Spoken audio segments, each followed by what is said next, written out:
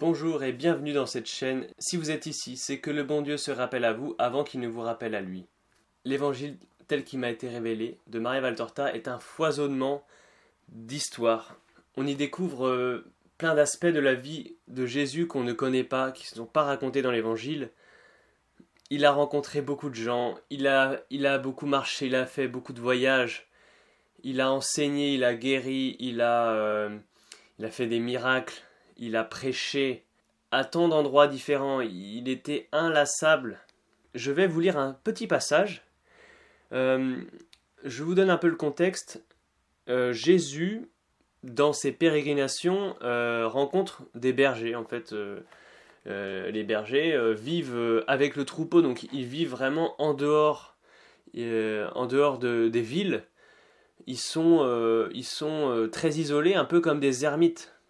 Et ils vivent très chichement, ils se nourrissent du lait de leurs troupeaux, de la viande, et puis je sais pas, ils doivent acheter de la farine, j'en sais rien, mais ils vivent de façon très pauvre. Un berger à l'époque de Jésus, c'est pauvre, c'est très pauvre, ils ont rien, ils ont pas de maison, enfin, ils dorment dans des abris, ils ont que leur manteau pour se protéger.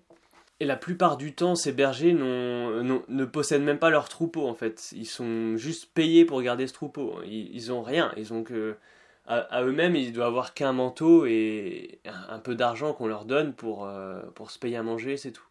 C'est tout. Ils boivent l'eau des rivières, c'est vraiment... on s'imagine pas à notre époque des gens dans un tel dénouement. On se rend compte que les bergers que Jésus rencontre sont beaucoup plus ouverts à son amour et ils sont beaucoup plus réceptifs et Jésus leur témoigne vraiment un amour assez particulier. Je dirais pas qu'il parle d'égal à égal avec eux, mais en fait si, enfin, il a un peu la même vie lui. Jésus, il vit de rien, il vit de ce que le bon Dieu lui donne, c'est tout. Ce que les hommes lui donnent, mais Jésus vivait très chichement. Il mangeait pas beaucoup, il dormait là où il pouvait.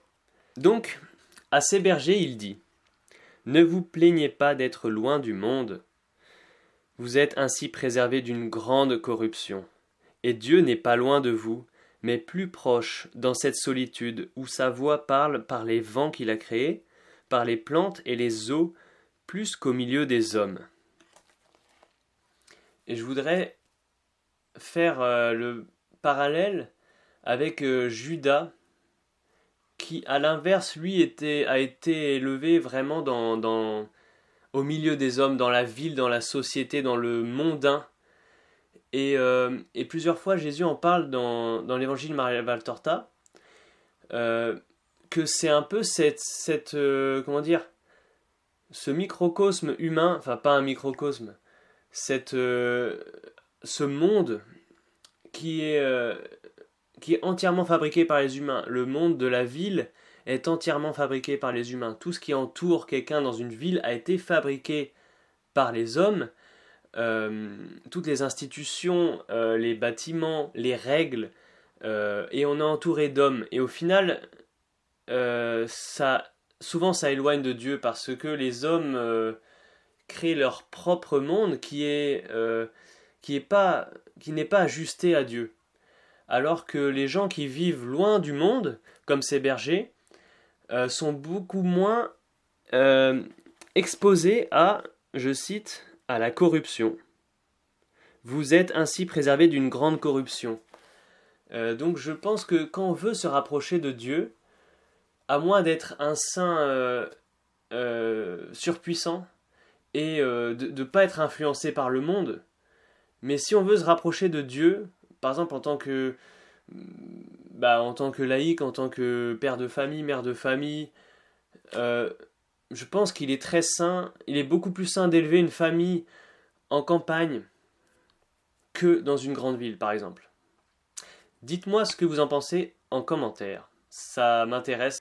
Mais ce sujet m'intéresse. Déjà, j'admire vraiment les catholiques qui vivent dans des grandes villes et qui arrivent à se détacher, mais en fait, l'esprit de ce monde est contraire à Dieu. Et quand on est dans une grande ville, on baigne dans cet esprit, mais complètement.